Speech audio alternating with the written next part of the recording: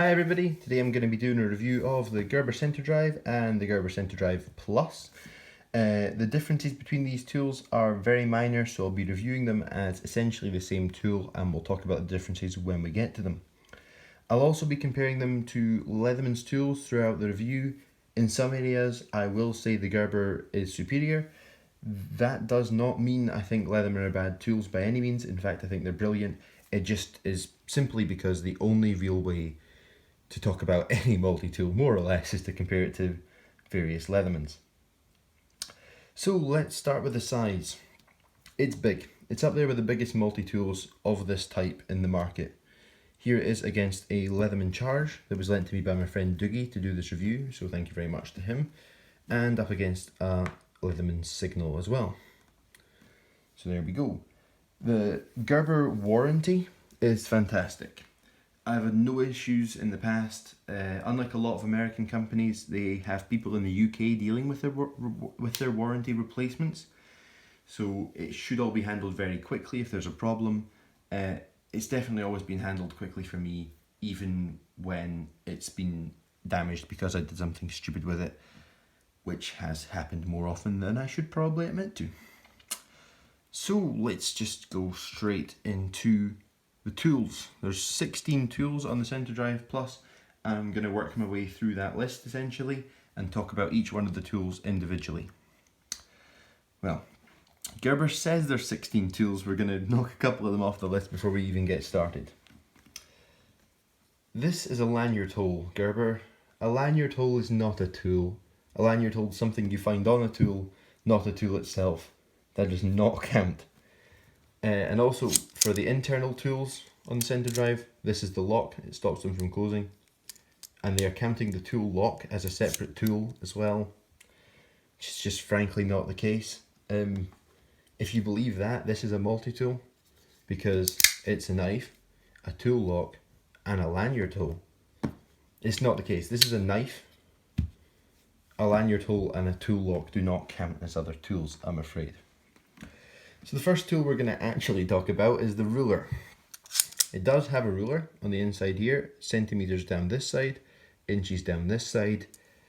Yeah, the ruler's not good.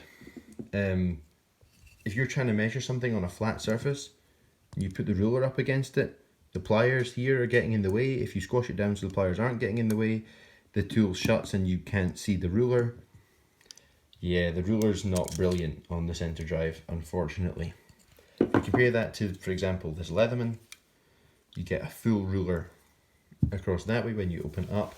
It's way better. Same kind of story with this SOG sink here. You open it up and get a full ruler. So if you want to use your multi-tool as a ruler, that's probably going to kill off the Center Drive on its own. Let's talk about the pry bar and nail puller since I already got it out. Go. These are internal tools on the Center Drive, which means you have to open the pliers, open the tool, close the pliers to use the tool. As you can see, I have chipped the pry bar on the standard Center Drive. This corner here is missing. It actually looks like Gerber's going to be willing to replace the whole tool just because of that. And it was definitely me doing something stupid. But I do like the pry bar quite a lot. It's not a common tool to find in a multi-tool. I think it's really good. It has plenty, the tool doesn't get in the way, it's angled such that you can get in under things fairly easily. It is quite strong. I know it's a bit odd for me to say that since I chipped one, but it is pretty strong. If you are someone who carries a separate pry bar, you're probably not going to be bothered about the pry bar on this tool, but I don't, and I'm glad that they put a pry bar on it. The bottle opener, I just closed the pry bar, now we need to open it again. This is what Gerber's calling a bottle opener. I'm sure it works fine. I can't pretend I've ever used it. The tool has a bottle opener and that's all I'm going to say about that.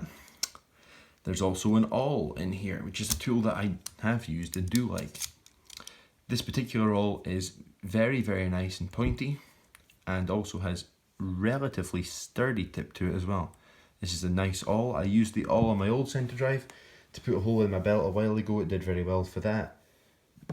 Yes, I like an awl on a multi-tool and I think this is quite a good one. Fine and coarse-sided file. It's next on the list. Coarse side here, fine side here. Both work pretty well. A lot of multi-tool files are kind of terrible and basically smooth. This is not the worst one I've encountered. So that's good, I guess, right? Spring-loaded scissors on the Center Drive Plus. See, they open up like this. Put thumb there and roll it round. There's your spring, and there's your scissors. The scissors here actually work very well. They are quite large for a multi-tool, which is good. And yeah, the scissors work fine. They work as scissors. I have no objections with the scissors here. I'm glad they put them in the Center Drive Plus. They were not in the original Center Drive. What you got instead was a full serrated blade. I'm not someone who's a fan of serrated blades, as you can probably see from the fact that the coating is completely unworn there. I've never even used it. So I do use scissors on my multi-tools. So yeah, I'm glad to see that they went to scissors here. All of the tools that you just saw me open and shut are locking. I'm sure you saw that as I did it, but just in case you didn't, the tool lock that I already mentioned here, tool is locked in place, pull tool lock back, and the tool closes. So that's also pretty good. It's always good when tools lock. It means they can't close on your fingers. Now Gerber claimed that spring-loaded needle nose pliers are one item on their tool list, and then standard pliers are another item. That's a bit cheeky, to be honest. They're just a pair of pliers. But they are quite a good pair of pliers.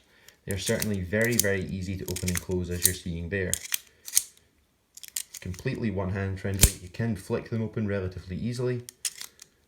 You can also pinch on the flat plate here, which is the other side of the plier mechanism, and the button here, and just open them like with gravity.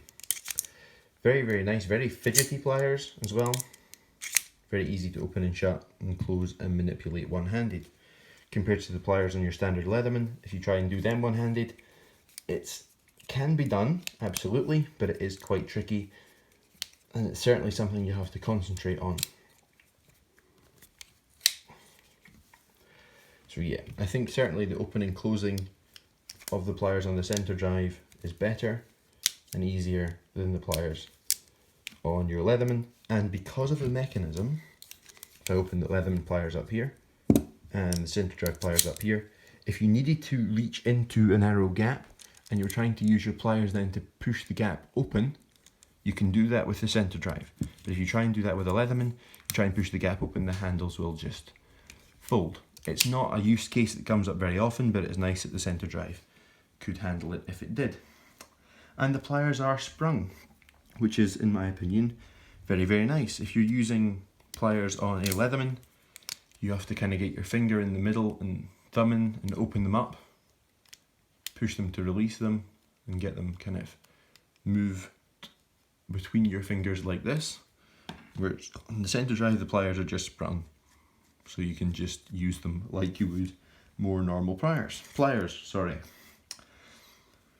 As far as I'm concerned, the single hand opening and closing is just a huge advantage. How often do you need pliers when both your hands are free? For me, I'm almost always holding something in place, and then I'm like, oh, I need to tighten that bolt. Well, it's held here, and it saves a lot of trouble if you can get your pliers out easily with one hand, tighten something and put them away, instead of having to put the thing down, get your pliers out, pick the thing back up, hold it back in place, grab the thing and grab your tool and turn it. Yeah, one hand opening for me is a very, very big deal. The Leatherman OTH offers similar style pliers, and by that I mean pliers that slide out like this. They, however, require two buttons instead of just one. On the Center Drive, there's a button on one side here, nothing on the other side. To close them, you just need to push that button and slide back. On the OTH, there's a button on each side. You have to push kind of both sides buttons, and then I had to kind of use my palm to pull them in like that. I've only done it a few times. I don't own an OTH, but I find the Center Drives far, far easier. The pliers on the Center Drive also have wire cutters here. They are replaceable, much like Leatherman's wire cutters are, but unlike Leatherman's wire cutters, they're also rotatable. The Leathermans here have one cutting surface. You damage it, you take this piece away and put in a new one. On the Gerber, if you chip the wire cutters, you can undo this screw, take them out and rotate them and put them back on, and you have a fresh cutting surface. Having tried to use my center drive to cut stupid stuff, I did damage them. You can see there's a chip missing there, and on the other side there's a chip in there and down here. Because I tried to cut something stupid with them, but I was able to just unscrew those screws, take them off, rotate them, screw them back on, and have a fresh cutting surface without needing to replace them. So that is quite good. You get 3 cutting surfaces instead of 1. The Gerber Center Drive Plus has a partially serrated blade made of 420HC compared to the full fine edge blade on the standard center drive. Both have the same liner locks. Personally, I prefer a full fine edge blade, probably to the extent that I'd still pick it even though it's in a lesser steel. But realistically, you tend to only kind of use this part of your blade anyway, so I don't think the serrations will really bother me here. In theory, this blade on the center drive should hold an edge longer than this blade. Sorry, this blade on the center drive plus should hold an edge slightly longer than the blade on the standard center drive. However, on the standard center drive you also have a serrated blade, and that means you have almost twice the length of cutting surface, and that means you have twice the area to blunt before your tool won't cut, if that makes sense. So you will probably be able to cut cleanly for longer if you use both drives on the both blades, on the standard center drive than you will using the only blade on the center drive plus. Both center drives offer you a thumb ramp here. The tool lock acts as a thumb ramp when the blade is open and gives you somewhere to put your thumb, somewhere that you can use to put force into cutting. I love that personally. On Leatherman tools you don't really get somewhere to put your thumb, and I never really know where I should be putting my thumb, if that makes sense. My thumb naturally lands about here using this tool, and there's just no real support for it. So I end up either choking up and putting my thumb up here, or choking back and putting my thumb up here. Either way, it's not super comfortable. I have very little grip to push into things with. So yes, the thumb ramp on the center drive, in my opinion, is an excellent addition. So now we move on to the really important part of the center drive, the driver. This is where the center drive really sets itself apart from almost every other multi-tool on the market. The reason it's called the center drive is because its driver is angled. As you can see, when it's closed it doesn't sit straight, it sits at a funny angle. That means that when it is open it lines up with the center axis of the tool. And that means that unlike most multi-tools, when you turn a screw with the center drive, the tool lines up with the center axis. The driver lines up with the center axis of the tool. You just turn the tool essentially like you would a normal screwdriver. Try and make that a bit clearer. If I put it just in my hand and I just spin the tool normally, the bit spins, stays in the same spot in my hand. Most multi-tools have drivers like the Leatherman. This driver, as you can see, is, well, for one it's considerably smaller, but also it's off-centered on the tool. It's lined up with this half of the tool rather than the tool as a whole, and that means if I just rotate it normally in my hand, you can see the driver kind of goes around like that. That makes it quite awkward to put in screws. You've kind of almost got to pass it around in your hand. I feel like I have to adjust my grip all the time. It's not the best. This is not as good a driver as the center drive. I know that's very much how it should be, given the center drive is kind of all about its driver, but it's also very much the case that the center drive's driver is, in my opinion, better. Also, opening and closing it. With the Leatherman, you open the tool, push this button, close the driver, close the tool, and to open it you've got to do the reverse of that. You need to get your nail in and nick out the driver, close it, use it. It takes 2 hands and it takes a while longer, whereas on the center drive it's really that easy.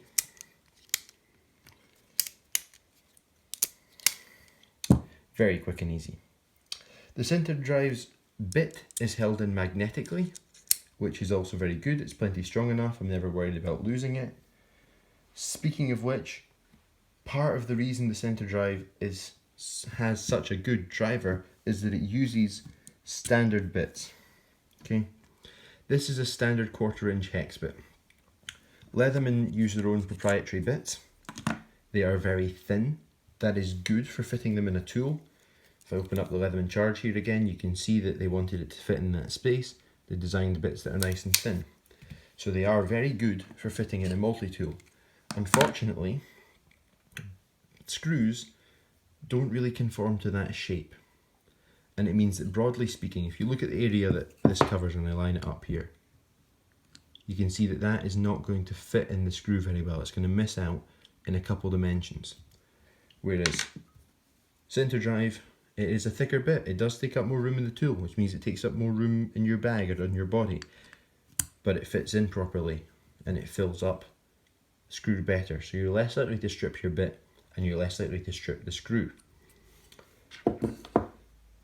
Now, Leatherman bits, should you lose a Leatherman bit, you have to buy a Leatherman bit set, which means you have to replace this whole set. There is usually more in here, but they are unfortunately missing. You have to replace the whole Leatherman bit set. It costs about £25 roughly for a Leatherman bit set. If you lose a standard hex bit, you probably already have 10 lying around, to be honest. They're very easy to get.